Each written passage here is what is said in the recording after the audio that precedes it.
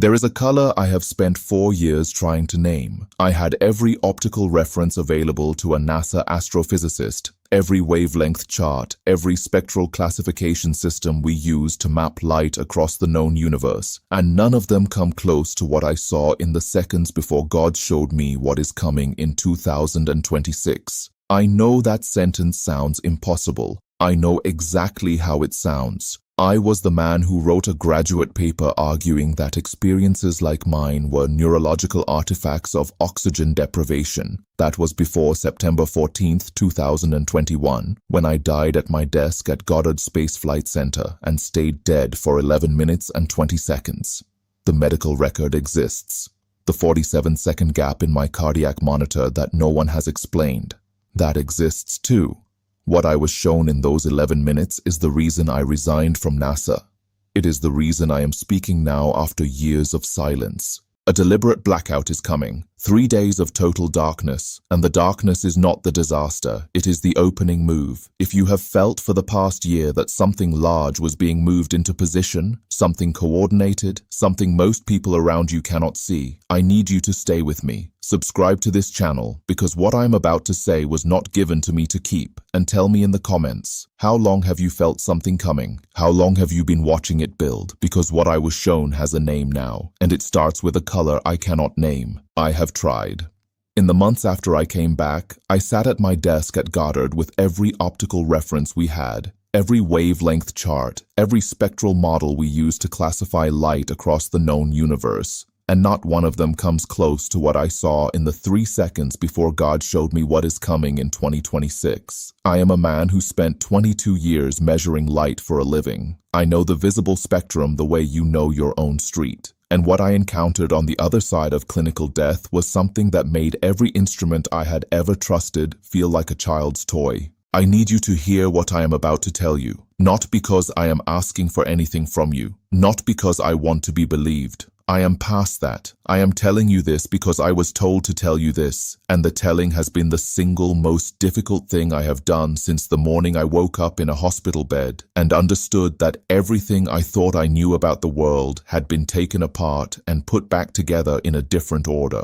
My name is Richard Avery Caldwell. For 22 years, I was a senior astrophysicist at NASA's Goddard Space Flight Center in Greenbelt, Maryland. My specialty was solar observation and electromagnetic field mapping, specifically the behavior of coronal mass ejections and their potential impact on Earth's power infrastructure. I spent my career studying what the sun can do to the systems that keep this country running. I published papers on it. I testified before subcommittees about it. I knew more about grid vulnerability than most people in this country who are paid to worry about grid vulnerability. I am telling you that because I need you to understand what kind of person I was on September 14, 2021, when I died at my desk in Building 34 at Goddard at 2:47 in the afternoon. It was a Tuesday. I had come back from lunch, a sandwich I made at home, turkey on wheat, the same lunch I had eaten approximately 4,000 times in my career. I was reviewing a paper a colleague had sent me about magnetospheric disruption patterns.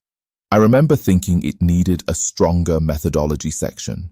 I remember the quality of the light coming through the window. That particular September afternoon light that makes Maryland look almost beautiful. I remember my coffee going cold on the left side of the desk. I remember none of this seemed significant. It was a Tuesday. It was the 4,001st turkey sandwich. It was nothing.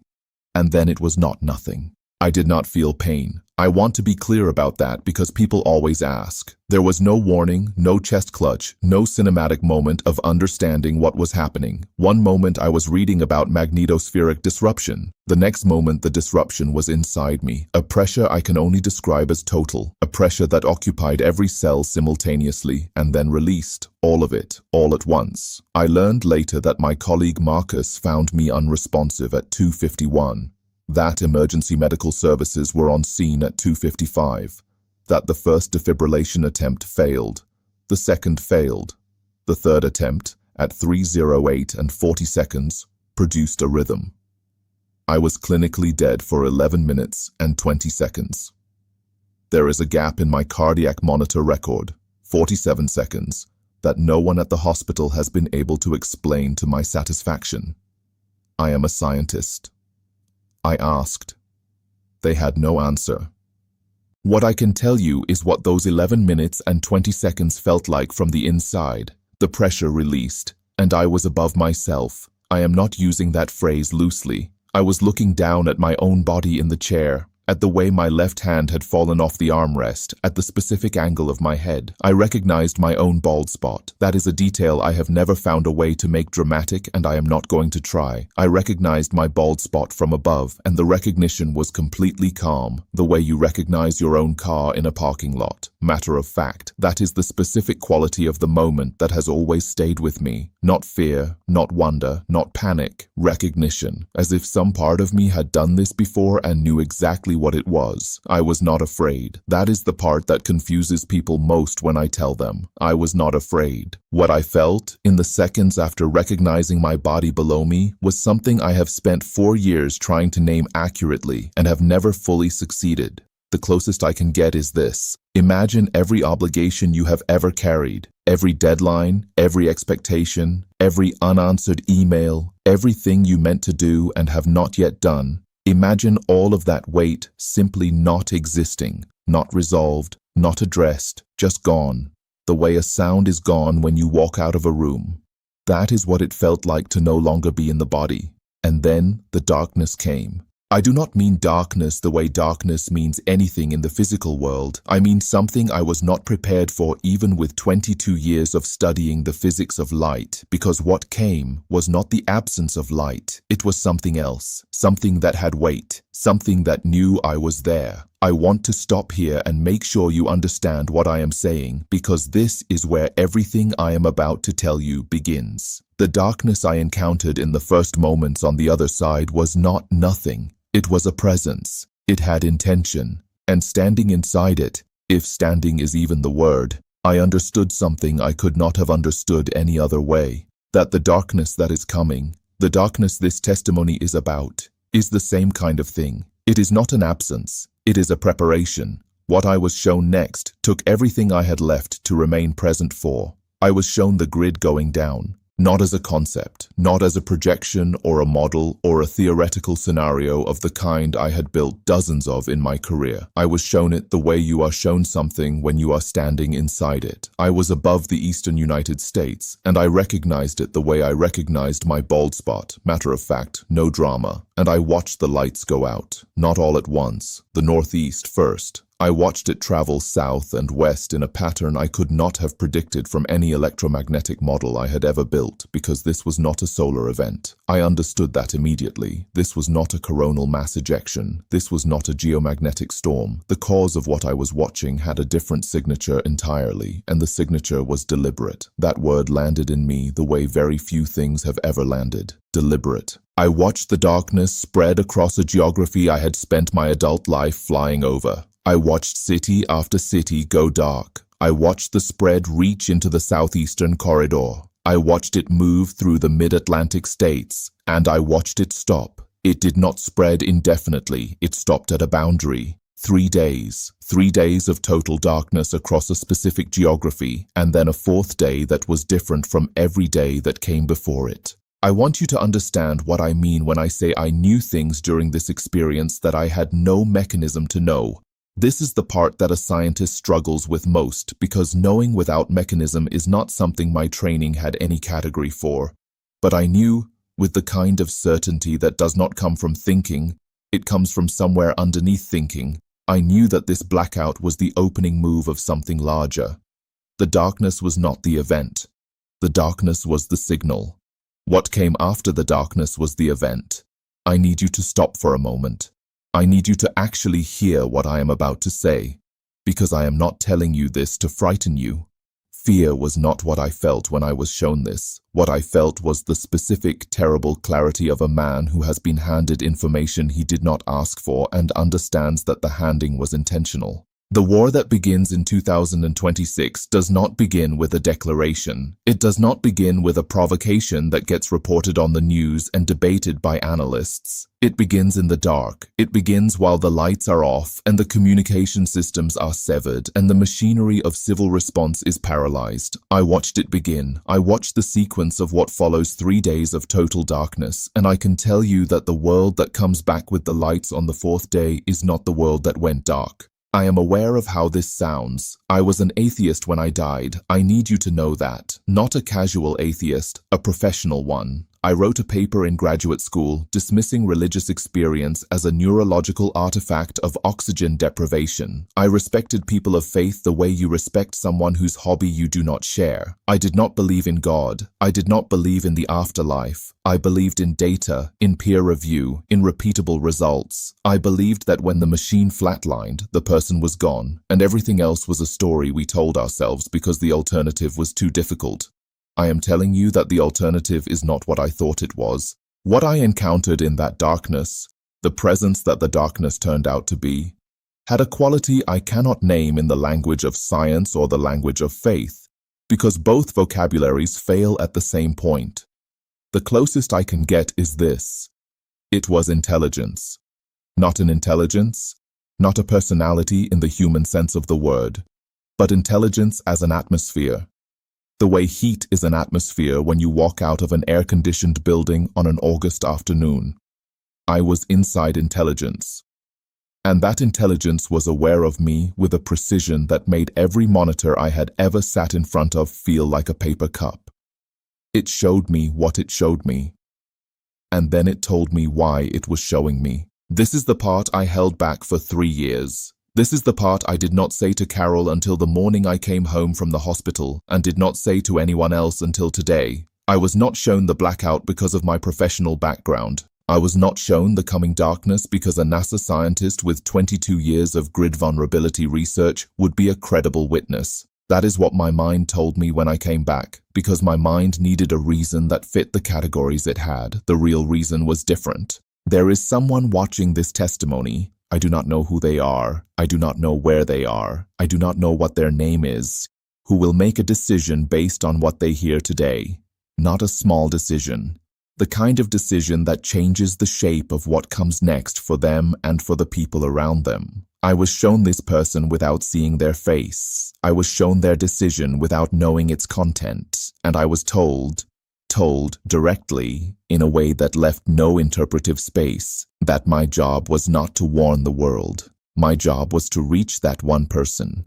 I do not know if you are that person, but I suspect that if you are still watching at this point in this testimony, you already know whether you are. I want to tell you about the moment I came back. I did not choose it consciously. I want to be honest about that, because the idea that the return was a choice implies a level of deliberation that did not happen the way people expect. My scientific mind in that moment would have stayed. The other side was more real than anything I had experienced in 54 years of physical life. The clarity of it, the weight of it, the complete and terrible beauty of being known without hiding anything. My conscious mind would have remained in that without hesitation, but something else decided. Something underneath my conscious mind, something I can only call the part of me that has always known better, made a decision before I could weigh in on it, and the decision was based on specific things. Carol, my daughters, 11 years of Saturday mornings on a soccer field with children who needed someone to show up. A conversation I had been meaning to have for 24 years and had kept finding reasons to defer.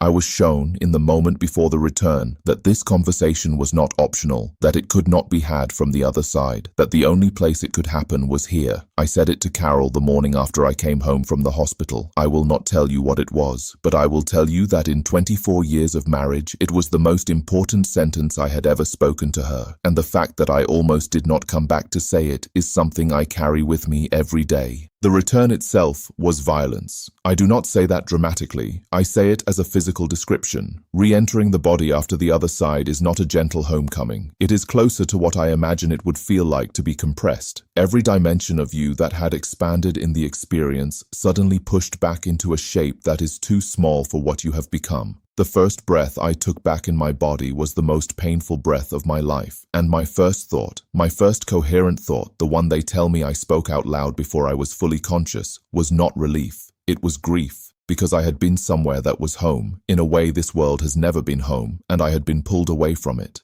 I resigned from NASA 14 months later. I did it quietly. No press release, no explanation to my colleagues, no dramatic exit. I handed in my badge, packed one box, and drove home. I spent the first 6 months after my resignation sitting with what I had seen and understanding that I could no longer spend my professional life measuring the behavior of light in a universe I now knew to be something entirely different from what I had spent 22 years documenting. I attend a small, non-denominational church now. Carol told me it was the last thing she ever expected. She was right. I did not expect it either. But when you have stood inside what I stood inside, the categories of expected and unexpected stop doing useful work. I want to say something directly to you now, not to the general audience.